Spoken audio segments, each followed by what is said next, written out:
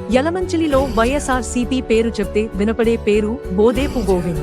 యలమంచిలిలో 2011 party స్థాపించిన నాటి నుంచి నేటి వరకు 14 ఏళ్లుగా వైఎస్ఆర్సీపీను నమ్ముకుని జగనన్న వెంట నడిచిన ఒకే ఒక్క నాయకుడు బోదేపు గోవింద్. 2014 సంవత్సరంలో వైఎస్ఆర్సీపీ తరఫున యలమంచిలి మున్సిపల్ ఎన్నికల్లో మొదటిసారి పోటీ చేసి పరాజయమయ్యారు.